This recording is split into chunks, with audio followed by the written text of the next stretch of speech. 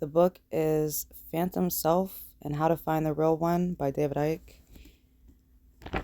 We're going to start on page 32 because I read the first part and lost the recording. So, yeah, beggars can't be choosers. So, we're just going to tough this one out. Okay, ladies and gentlemen, is your real world? The brain is not the origin of consciousness, but a decoder of consciousness information. And if it doesn't decode something, then we can't see it. Computational theory of mind is a field of research which I only came across while writing this book, and it syncs so perfectly with what I have been writing and previous works. This contends that the human brain mind is an information processing system and that thinking is a form of computing. Hilary Putnam, an American philosopher, mathematician, and computer scientist, first proposed the idea as long ago as 1961, and it's spot on. From ancient and present day shamans to cutting edge real scientists, the theme has always been the same. Physicist Nikola Tesla, the genius who gave us many pillars of the modern world, including alternating current electricity, said, "My brain is only a receiver." A physicist would seem to be in another world to a native shaman, but open-minded scientists, shamans, mystics, and awakening people speak the same language. Mexican shaman Don Juan Matus, quoted in the book of Carlos Castaneda, said, "We are perceivers, we are awareness, we are not objects, we have no solidity." So, yeah, we are boundless, we are rather our reason forget this, and thus we entrap the totality of ourselves in a vicious circle from which we rarely emerge in our lifetime. Another thing about the illusion, even mainstream science agrees that we only see a teeny fraction of what there is to see, and I mean teeny. The electromagnetic spectrum is said to be as little as 0.005% of what is said to exist in the universe in terms of matter, mass, and energy. Visible light, the only frequency range we can perceive with human sight, is a fraction of even this 0.0005%. Some say the electrometric spectrum ratio is a bit bigger, but not much. We don't live in a world as we perceive we do. We live in a frequency band or a range, which some call dimensions or densities, and they interpret each other just like an analog radio and television stations operating on different wavelengths while sharing the same space. Density refers to the density of energy in response to different frequencies. I hardly started yet, and the perceived real world is already in pieces. Sergio Teperick, an artist and filmmaker who has done considerable research into the nature of images, said, "Consider that you have seen less than 1% of the electromagnetic spectrum and hear less than 1% of the acoustic spectrum. As you read this, you are traveling at 220 kilometers seconds across the galaxy. 90% of the cells in your body carry their microbial DNA and are not you. The atoms in your body are 99.99% empty space, and none of them are the ones you were born with. Human beings have 46 chromosomes, 2 less than a potato. The existence of the rainbow depends on the conical photoreceptors in your eyes. To animals without cones, the rainbow does not exist. So you don't just look at a rainbow, you create it.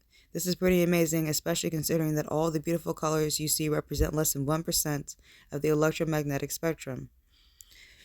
Scientist Isaac Newton appropriately coined the term spectrum from the Latin word meaning apparition or phantom. Colors are, like everything else in our reality, information carried by particular frequencies, which the brain and the other receiver transmitting systems of body-mind decode into what we appear to see. An object is not a particular color or colors, and the illusion of this is created by which frequencies colors are reflected or absorbed. We don't see what is absorbed, and we don't see what is reflected. We are decoding these reflected frequencies when we say that it is blue or that it is red. We can only see reflected light, and while we may appear to see a landscape, house, or chair, we are actually seeing only the light that is reflected from them. We can't see anything in pitch black when no light is being reflected. Visible light is energy information within a teeny frequency band, and this is all humans can see because our visual decoding system normally only processes information in that band. What is invisible to us may not be for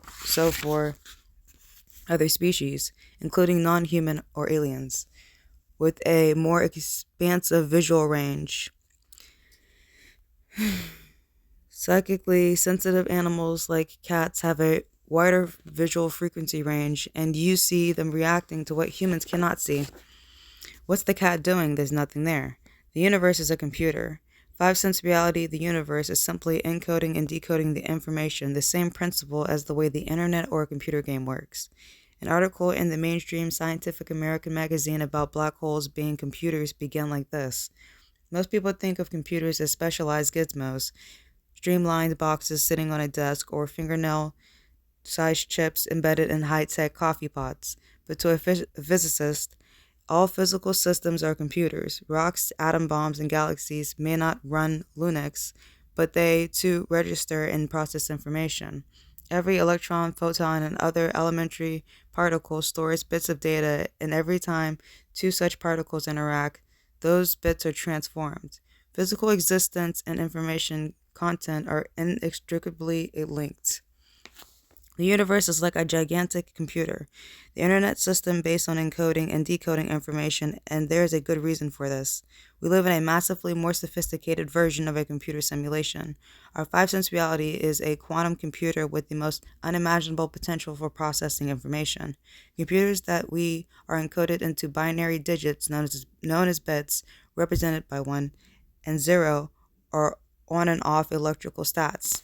Quantum computers employ quantum bits, qubits, which use atoms, photons, or electrons, etc., to store and process information. Quantum computers can operate in multiple states simultaneously, not only 1 or 0, and so they are millions of times more powerful than even today's supercomputers. Consider the potential, therefore, of a quantum computer on the scale of the universe for information processing. Quantum physics are realizing that all matter, concentrated energy, is a form of computer, but in fact all energy can compute information because it is conscious. The universe not only a computer of extraordinary power, it is a conscious computer. Everything is conscious in some form. I have been saying for many years that the body is a biological computer or a living computer, a quantum computer, in other words. A definition of a biological is of consciousness and can think for itself up to a point, as the immune system does all the time, making decisions on how to respond to changing circumstances. Computers have sleep mode, so does the body. They cease to function or die, so does the body. They have a central processing unit or CPU, brain. They have a hard drive, DNA, and they have antivirus protection, immune system. We have brain-computer interface technology in which the brain can think instructions to the computer because the technology is connecting to computers.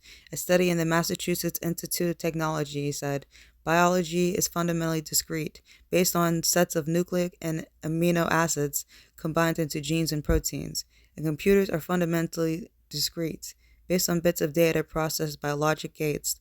The latter have long been used to study the former, but a range of emerging technologies are now making it possible to directly convert between these representations. Just as analog digital and digital analog converters provide the interface between computers and the physical world of sensors and actuators, biology digital and digital biology converters are allowing computers to create and control biological worlds. Biologists are now making synthetic cells, so who are we if we see in the mirror as a biological computer?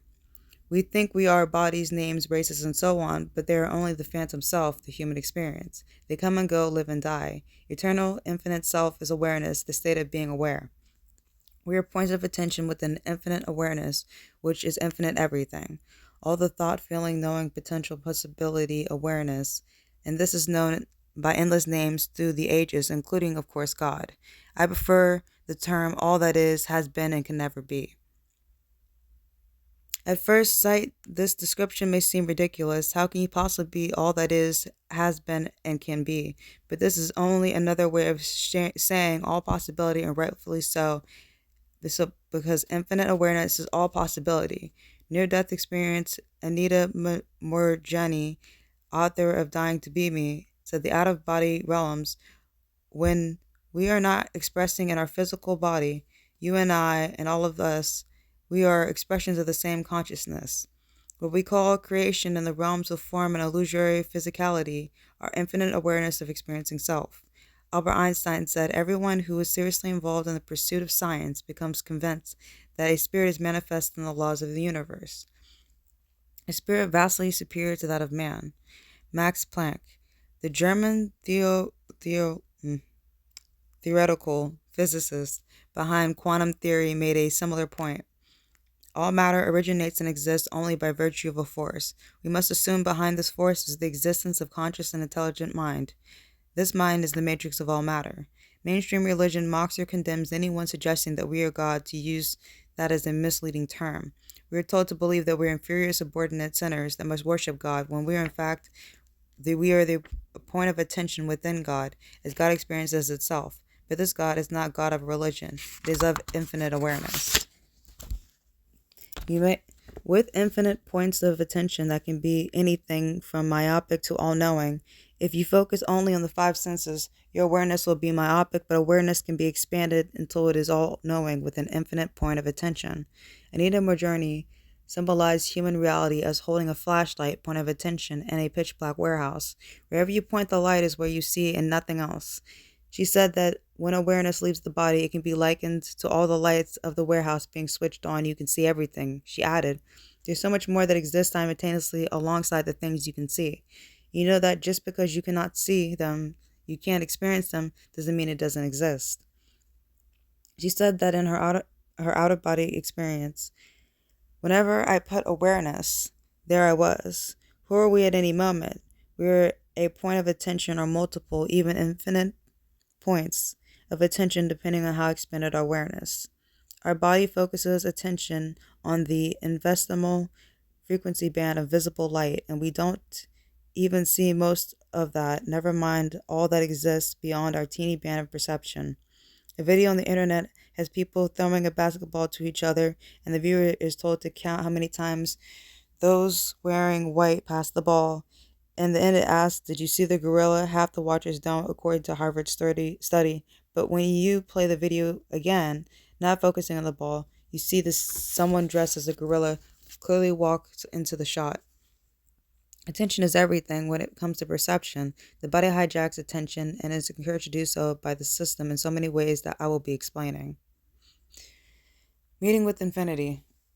I consciously experienced awareness beyond mind body in the rainforest of Brazil in 2003. I entered an altered and expanded state of perception on two occasions after taking the psychoactive potion ayahuasca. I don't think I said that right. A rainforest plant which contains the neurotransmitter DMT, or dimethyltryptamine. DMT is a naturally occurring component of the metabolism of mammals and plants. I want to try this. Ayahuasca can have many effects, nice and not so nice, and can free you from five sense awareness to experience far more expanded states. This happened to me over 5 incredible hours. DMT stimulates the pineal gland in the center of the brain, which is part of the decoding system known as the third eye, and can connect us to realities beyond the reach of the five senses. Pineal glands are only about the size of a grain of rice and look like a pine cone. This symbol has been used for the pineal gland by many cultures and can be seen in an enormous pine cone that dominates the courtyard of the pine cone in the Vatican. Pineal glands are crystalline, as are DNA molecules and the body and the genetic structures, because they are all receiver transmitters of information. There are even military radios that exploit the ability of bones to transmit sound. Every cell membrane is a liquid crystal, and we have tens of trillions of cells. What do they use in communication technology? Crystals. Ancient standing stones and circles were made with crystalline rock because they were a means of receiving and transmitting information. Between their builders and the gods are frequency bands of reality. Ashuea It's known as the planet of the gods for the same reason. It can open the mind to see gods, non-human entities, and other realms of frequency. My experience in Brazil is the only time I've taken a psychoactive potion or drug apart from some very mild magic mushrooms on one other occasion. Quality of experience is what matters, not quantity. And this one gave me both immediately and in further researching information I was given that night. I lay on the floor in a round wooden structure in the forest for about an hour before the effects of the Ashuea began to kick in. A loud and powerful voice began to speak in my mind. It took a female form with a hysterical sense of humor, and the illusory nature of a physical reality was explained to me. David, the voice began, are we going to take you to where you come from so you can remember who you are? My awareness was immediately taken to a realm of indescribable bliss, where I was pure consciousness. There was no form, no time, no division. All was one seamless consciousness in which I was everything and everything was me. There was no point to where I ended and everything else began. I was self-aware as a me, a point attention called David Icke, but also collectively aware, infinitely aware, as you might say. As a point of attention with an infinite whole. This is the infinite, David, the voice said. This is where you come from, and this is where you shall return. I was experiencing the real self, although self is not really the word. And from this perspective, the limitations and illusions of the phantom self, name, race, family history, etc., were so clear to me. The voice said that all I really needed to know was that infinite love is the only truth. Everything else is illusion. The words were repeated many times. Infinite love is the only truth. Everything else is illusion. I experienced this infinite state as silence when the voice wasn't speaking, and as either stillness or sometimes waves moving in serious slow motion. There was pure harmony with no polarities or divisions, and although it appeared as a sort of blackness and somehow shone with enormous vibrancy, others who experienced the state described much the same thing as a dazzling darkness. As one near-death experiencer described it, this was Dr. Eben Alexander, an academic neurosurgeon at Harvard for 15 years, who by his own admission could not have been a more unquestioning advocate of mainstream science and its belief that consciousness came from the brain. Then his brain shut down during a near-death experience in 2008, but his awareness continued nevertheless. He describes in his book Proof of Heaven that he calls the core or the dazzling darkness from where the purest love emanated and is all known. This is the infinite in awareness of itself, a state of awareness that knows it is all that is and all it can ever be, all potential, all possibility. One of the terms used through the centuries to describe the dazzling darkness is the void. From here, all creation and form is made manifest as the infinite experience itself. Realms of form of illusory form are realms of frequency and vibration, the voice said. If it vibrates, it is illusion. The infinite in awareness itself does not vibrate. It is the harmony and oneness of all. Only illusion vibrates, and that is created by imagination and delusions of the mind. It may seem odd that something silent and still can be the origin of all form and possibility, but again, the opposite is the case. Sitting in silence is all possibility waiting to manifest. When you start talking and you are choosing that possibility out of all possibility, then when you stop speaking, everything returns to silence of all possibility. The same is true with movement and stillness. Under a microscope, all is moving, vibrating, but this is the world of form, not the dazzling darkness from which all form originates in the imagination of the infinite. Okay, I'm gonna try this. Physicist and genius Nikola Tesla said, in the universe, there is a core form for which we obtain knowledge, strength, and inspiration. I have not penetrated into the secrets of this core, but I know it exists. Your imagination is the expression of infinite imagination because you are the infinite experiencing itself. Scale, depth, and potential of that imagination may be different with each unique expression, but it's the same imagination and self-experience. We are the droplet, and the infinite is the ocean. But when the droplet is connected to the ocean, where does the droplet end and the ocean start? There is no point, but are the same oneness. Different names and labels make us lose sight of this unity just as we speak of the Atlantic Ocean, Pacific Ocean, and Indian Ocean, when really they're all the same body of water. Love, as an infinite love, does not have the same meaning as illusory love that humanity talks about. Humanity's perception of love is overwhelmingly described as a electrochemical attraction, or what I called mind love. Those who have been involved in government military mind control programs have told me how two people would otherwise have no attraction could be made to fall madly in love purely by stimulating certain chemicals in the brain. We are told that love never dies, and is in terms of infinite love that is true.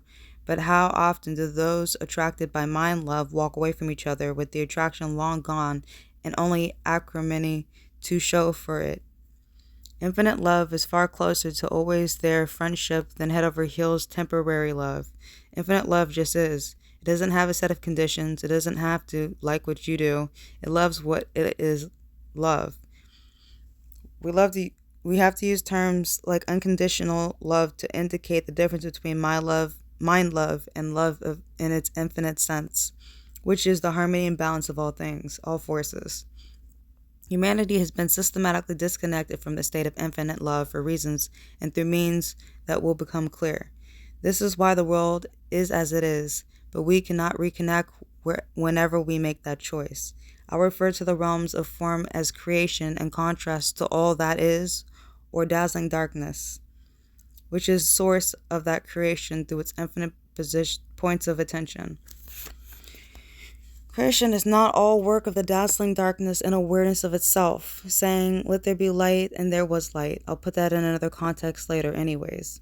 Expressions of infinite awareness, which are not aware of their own infinite nature, also create worlds or simulated worlds. Someone designing a house or car is still using creative imagination to do so as an expression of infinite imagination. Only the scale of awareness and potential to manifest is different. An adult can do brain surgery, but a child can't because it does not have the same awareness. A child does, however, have the potential to expand its awareness until it can do brain surgery. The relationship is the same between all that is in awareness of itself and humans in awareness only of being human. A perception of being human is only a temporary experience by expressions of infinite awareness. You, everyone, phantom self, is a state of strictly limited awareness that has been tricked into believing that it is the experience, when really is infinite awareness having that experience. I explained in the opening chapter some foundations to how the trick works, and I'll expand on that and what is behind this manipulation and why. For now, it is enough to say that humanity is living out a false identity by confusing who they are with who they are experiencing. Their name, race, culture, religion, family history. The voice asked me as I experienced infinite reality, "Do you feel any frustration or anger in this place?" I did not. "Do you have any worries or fear or guilt where you are now?" No, there's only harmony, peace, love, bliss. Frustration, anger, fear, guilt, and pain are only illusions, figments of disconnected mind, the voice continued. They don't exist except in your imagination. Later I began to feel quite nauseous, which is a common feature of Ashiwaya. But this disappeared when the voice said, "Where's your nausea coming from? Do you think the infinite is feeling nauseous now? So you must be identifying with your body. It is an illusion, David. Your body is an illusion, and so much the nausea you think you're feeling in your body. If your body does not exist, how can nausea or pain?" I think it's fair to say with historic understatement that human perception and infinite perception do not see the world the same way. We live in a simulation. When I returned from Brazil and The Voice in 2003, I began to research what I had been told over those 5 hours or more. I realized that our reality is actually a highly advanced form of a computer simulation that's portrayed in The Matrix, and this will make so much more sense of the world. Saw that the cutting edge of mainstream science had established the illusory nature of reality, but the institution of science is so fragmented with each discipline up its own that these revelations were largely ignored in the hope they would go away. Quantum physics, the study of the unseen energetic levels from which our illusory physical world is manifested, has demolished the foundations on which mainstream science has been based, and they are still doing their best to not acknowledge that. Law of physics are only encoded rules and limitations of the simulation or game, and they only operate within the simulation. Expand your awareness to beyond the game, and you transcend the game and its encoded limitation. When that happens, that's called miracles. But they are not miracles. There are no miracles, only expanded understanding of how everything works. The voice in Brazil told me that the human laws of physics were illusionary, laws to increase an illusory universe. Do you think the infinite needs laws through which to express itself? The voice said. There are no laws of anything, only perceptions of them. Laws and limitation were only a belief in laws and limitation, the voice said, and this is clearly true. How come if you walk through fire you get burned, but if you do the same in an altered state of consciousness you don't? This is what fire walkers do, and I have seen it for myself. What you believe you perceive, and what you perceive you experience. I've been writing and saying for a long time that we live in a simulation or a matrix type world, and my own research and sources are increasingly supported by those mainstream scientists who express a spirit of true exploration rather than a song sheet worship. Reports have now even begun to appear in the mainstream media here and there. Physicists at the University of Bonn in Germany have said may have found evidence that the universe is a computer simulation, and they published their findings in a paper headed Constraints on the Universe as a numerical simulation. They highlighted the grains, I can't say it because it's in German. I'll try it. Grazing Zapstein Kuzmin cutoff, which is a barrier for cosmic ray particles caused by interaction with cosmic background radiation. And they say that this pattern of constraint is precisely what you find with a computer simulation. Like a prisoner in a pitch black cell, we would not be able to see the walls of our prison, the team says, but through physics we may be able to identify them. Simulations can have their own laws of physics in the same way that computer games operate to the rules dictated by the writer of the program. Answers to questions about how something is possible can also often be answered by click, click, enter, simply the way the simulation has been written. I have long contended in my books that outer wall of the simulation is what scientists call the speed of light, officially 186,282 miles per second. Albert Einstein said this is the fastest speed possible, but I strongly beg to differ. There can be no fastest speed with all possibility for a start, and the speed of light is pedestrian compared to what happens outside the simulation. Reality and time go haywire close to the speed of light because we are then approaching the limits of simulation and entering a realm with very different law of physics. Time is only an encoded program within the simulation and starts to warp when you reach the outer limits of that program. Consciousness beyond the five senses can override the limitation of the simulation, and this often happens in dreams when we fall off a cliff or do something and no one dies. Do the same within the program and you do die, or at least the body does, because that is the way the program is written to hijack perception in a state of limitation. A belief in the speed of light as a limit of possibility can keep you entrapped in the program, as your sense of reality becomes your experience reality. Most people believe that no one could ever run a mile in under 4 minutes, but once Roger Bannister achieved that by a fraction of a second in 1954, others began to do the same and better. This is the same principle. By 2015, the world record for the mile was nearly 17 seconds below 4 minutes. Near-death experience find themselves in a totally different reality with different laws of physics when their awareness withdraws from their body, withdraws from the point of attention from the sense of limitation specifically programmed into a physical reality. Phantom self, or five-sense self, is subject to these limitations because it's part of the same program, but infinite self transcends them as it's not part of the program. When this happens, the resulting miracles are often dismissed as a piece of trickery, things that can't happen. How often do words spew forth from the phantom self, which is attached to the simulation and still believes in its programmed rules and laws? There is phantom self trickery and illusion, as with magicians, but the infinite self does not require that to transcend limitation when it is all that is and ever can be. Oxford professor Nick Bostrom has also said that our world could be a computer simulation and calculated the computational requirements on which it would be constructed.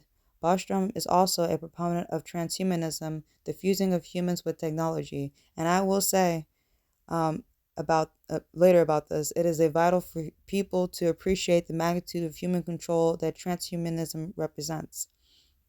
We now have technology that basically mirrors the simulation in the form of virtual reality games that convince the players their virtual world is real. We have virtual reality training, including pilot training and movie simulations that are getting ever closer to real world. Burn patients in some hospitals are attached to virtual reality technology so they can focus on another reality while their dressings are being changed. Hmm.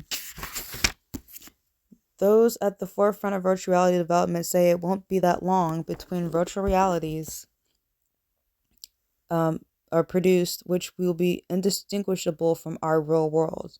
Silas Bean with the University of Bonn team said, the idea is that in the future, humans will be able to simulate entire universes quite easily, and given the vastness of time ahead, the number of these simulations is likely to be huge. So if you ask the question, do we live in one true reality or in one of many simulations, the answer, statistically speaking, is that we're more likely to be living in a simulation.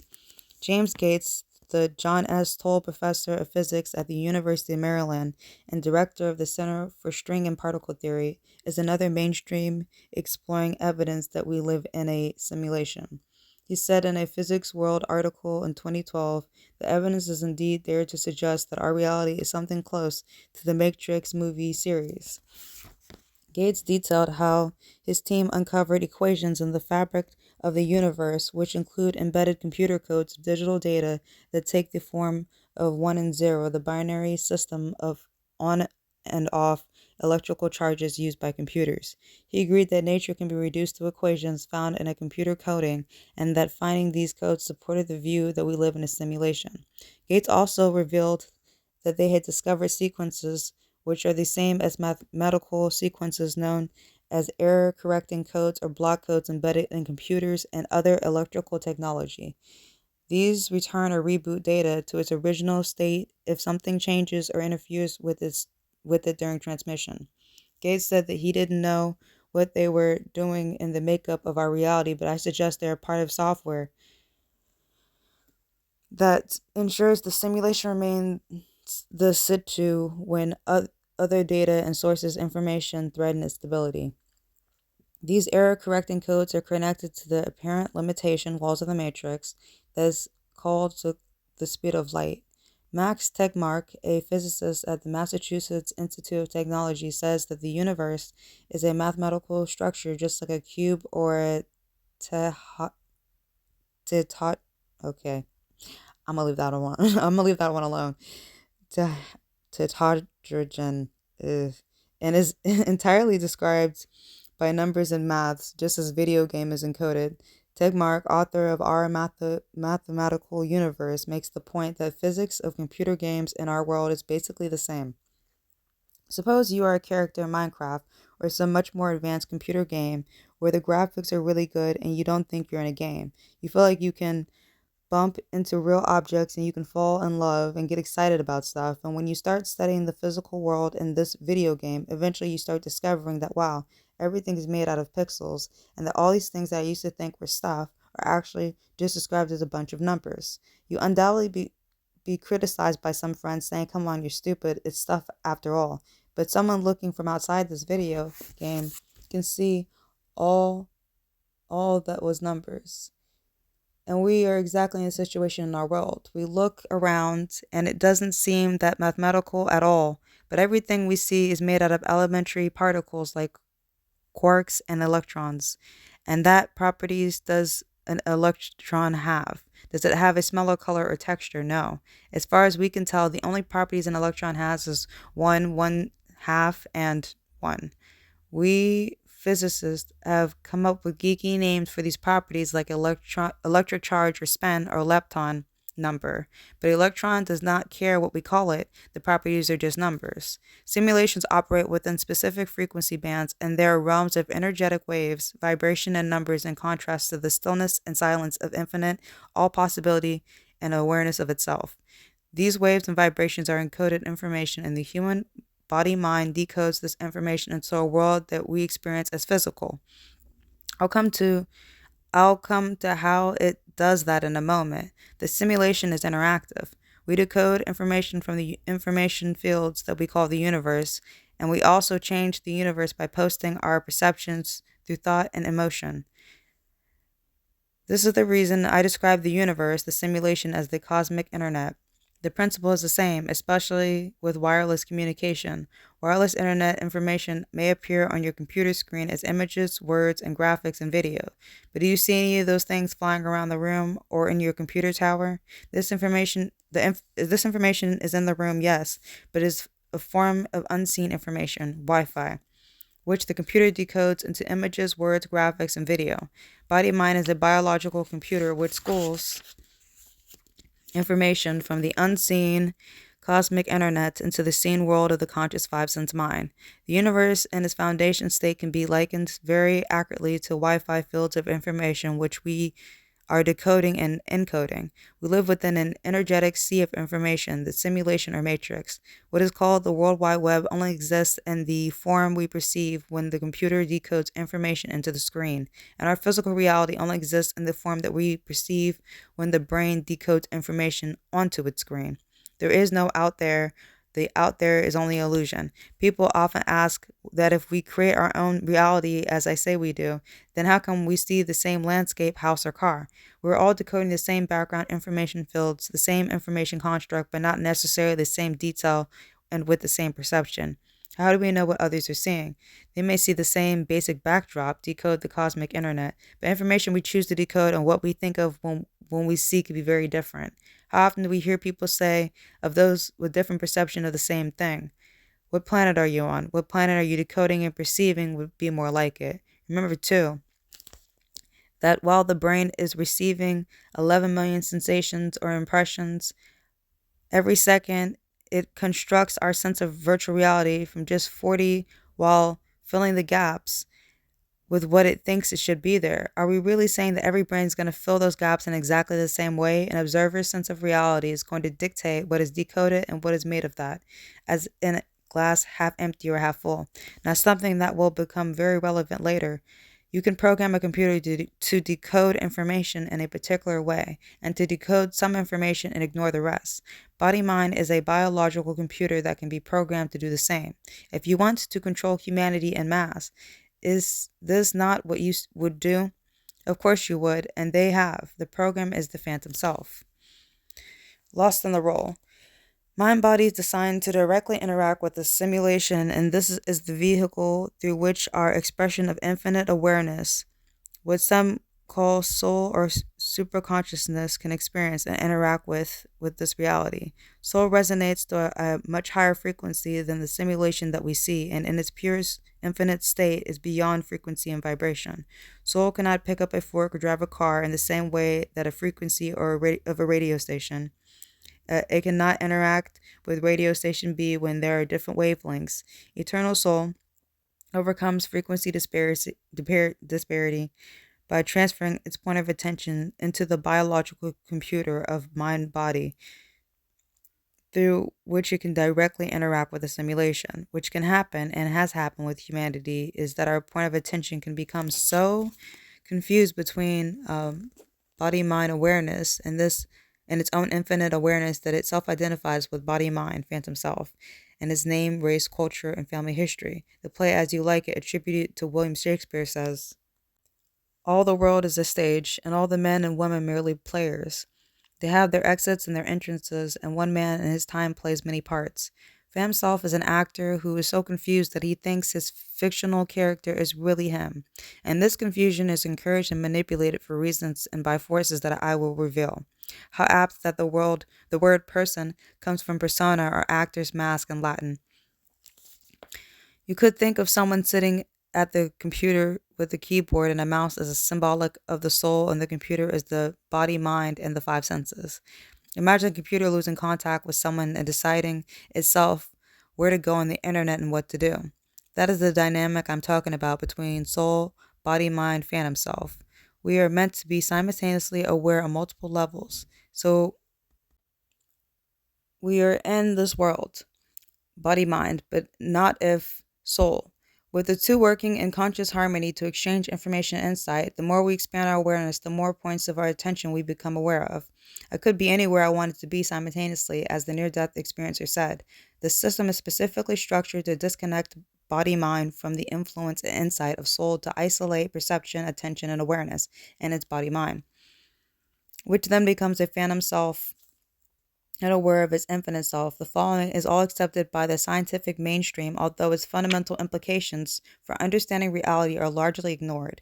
Our five senses of sight, hearing, touch, smell, and taste decode waveform information, what I would call Wi Fi, cosmetic internet, into electrical information, which is then communicated to the brain to be decoded into the digital physical world that we think we see. Our external world is actually internal in the sense that it only exists in the brain. Virtually everything, if not everything, is an inversion of the way we perceive it, and this is yet another classic. What we experience is solid, physical, digital, holographic, which can be linked to the holograms you buy in the shops. They appear to be solid and three-dimensional but aren't. Body-mind decoding process create different versions of the same world by decoding the same information into the different states of manifestation. From wave form, cosmic internet is decoded through electrical, electromagnetic, and then the digital and holographic. By definition, body-mind operates on all levels too. What is called the auric field is waveform, electrical, electromagnetic levels of body mind, while the brain and genetic structure between the electrical, digital, and holographic. Scientists are bewildered to find that particles can also be waveforms at the same time. But this can be explained by the fact that there are different manifestations of the same information at different stages of the decoding process. Another apparent mystery is how the solid world is made of atoms, and yet atoms have no solidity. How can something with no solidity construct a solid world? This could be answered by another simple fact. There is no physical or solid world, and so atoms don't need to be. They are packets of energetic information that are part of a decoding process. That is all.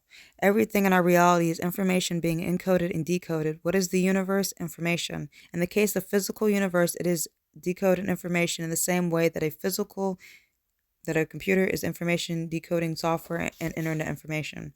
Five sense illusion. The five senses are decoding systems that can turn waveform information into electrical information, which they communicate to the brain, or at least in a simple way of explaining the process of manifestation. There is a major writer to this, which I will explain at the end of the chapter. Virtual reality games hijack the five senses by sending information to sight, sound, and through the glove's touch senses. They use the name decoding system through which we create normal reality, but communicate different information. My goodness, how is this going to be so relevant later? Ears decode waveform information and transmit it to the brain to be decoded into sound. Anything that prevents this information reaching the brain in the correct form or stops the brain decoding it will only cause the person to be deaf. We hear words when people speak, but only when the fields of vibrating information generated by vocal cords have been decoded into words by the brain. Words do not pass between us, only vibrational information fields. Words come courtesy of the brain, which could be programmed to decode different vocal cord information in different ways, and we call these different waves languages. Music is a perfect example of waveform information decoded into sound by the brain. A music concert is a mass of waveform information from vocal cord strings and drums, decoded by the brain into the form that we hear. Music can also be expressed as mathematical codes. We only feel when a blow on the knee is transmitted electrically to the brain to be decoded as an ouch. Methods of pain relief used today include blocking this communication because the brain does not decode the message. We can not feel pain. We can only taste when the brain decodes information. From the tongue into and ugh. We are only smell when the brain decodes electrical messages from the nose. Chemical taste enhancers such as monosodium hold up, give me a second. Glutamate MSG are added to what passes for food to trick the brain into decoding taste that isn't really there. Different parts of the brain specialize in decoding information from different senses, and our entire visual reality springs forth from a few cubic centimeters at the back of the brain. Yet physical reality is real, all right. A scene of the Matrix when Morpheus was explaining the illusion of physicality was based on this fact. What is real? How do you define real? If you're talking about what you can feel, what you can smell, taste, and see, then real is simply electrical signals interpreted by your brain. This is all that it is, the real world. A brain sits in the pitch black darkness encased by the skull and only sees the light by decoding electrical information, delivering the sight and senses. Philosopher and mystic Alan Watts was right when he said, without the brain, the world is devoid of light, heat, weight, solidity, motion, space, time, or any other imaginable feature. All this phenomena are interactions or transactions of vibrations with a certain arrangement of neurons.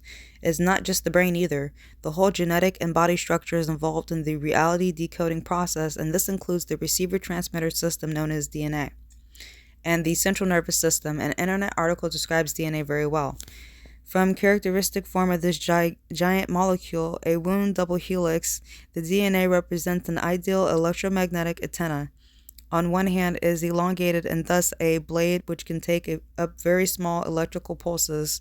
On the other hand, seen from above, it has the form of a ring and thus is very magnetical antenna. DNA is also a software program. As an article of the San Francisco Chronicle pointed out, DNA is a universal software code. From bacteria to humans, the basic instructions for life are written with the same language.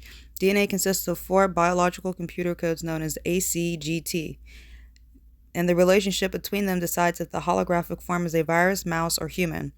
Only small differences can produce vastly different forms.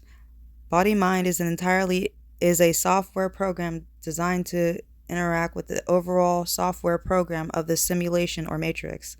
This is a realization that makes sense of our crazy world and the nature of the phantom self.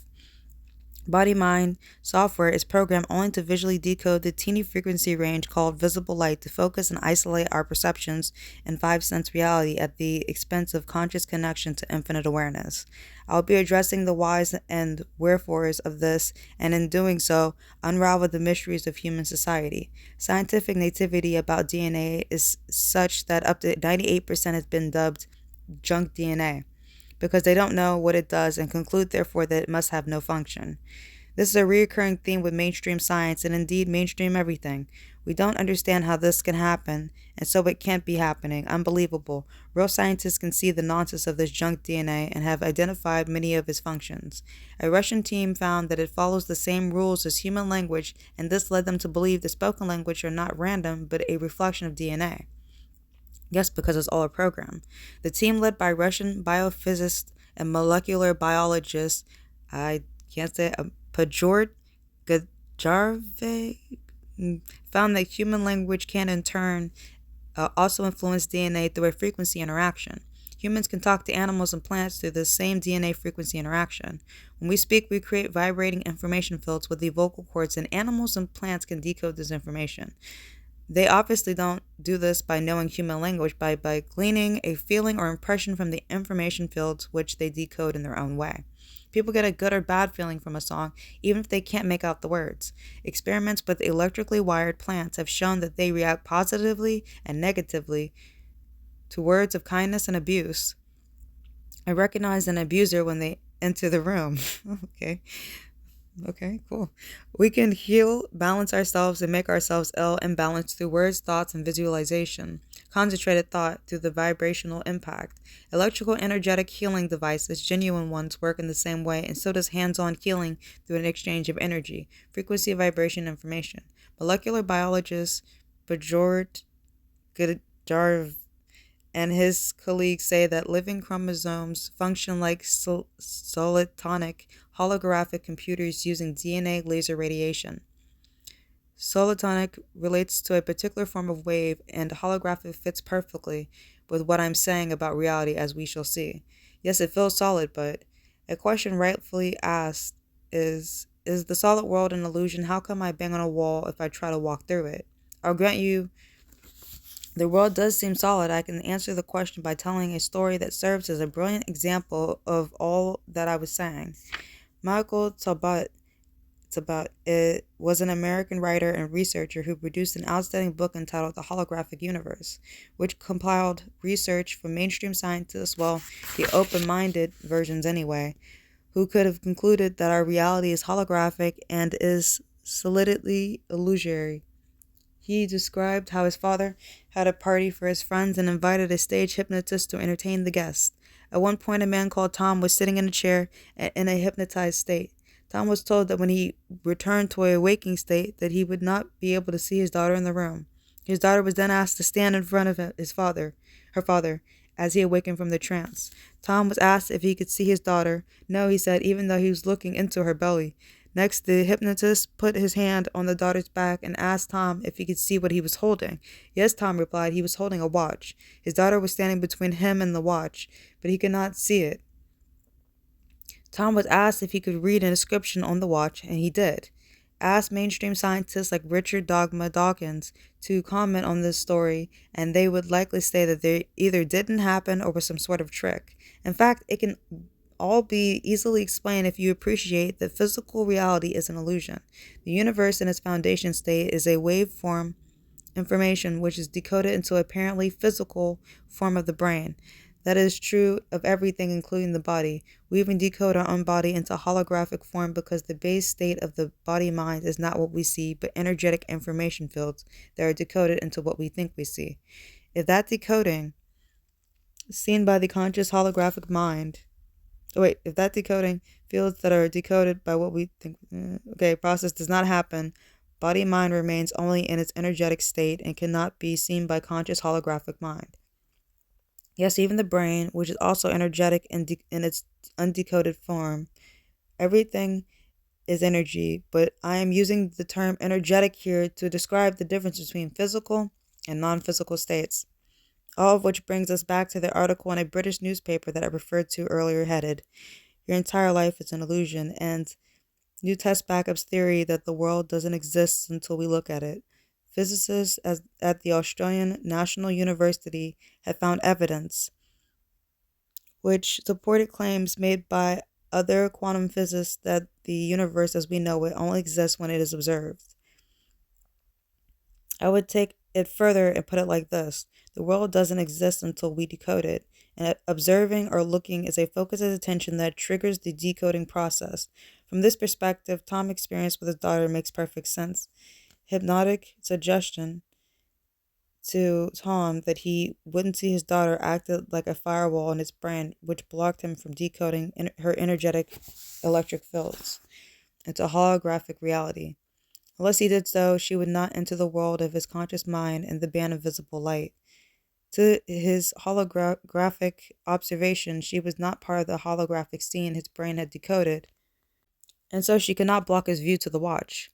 We can now return to the question of why, if the world is not solid, that people bump into walls. Our simulated reality is an energetic information construct, and on one level, it is electromagnetism. Interaction between holographic forms is really happening at a wavelength electromagnetic level. Holographic reality is only a decoded version of that information. When you bump into a wall, that is not because it's solid. It clearly isn't from a quantum physics alone. The resistance you experience is not solidity against solidity, but electromagnetic state against electromagnetic state, or an information field against an information field.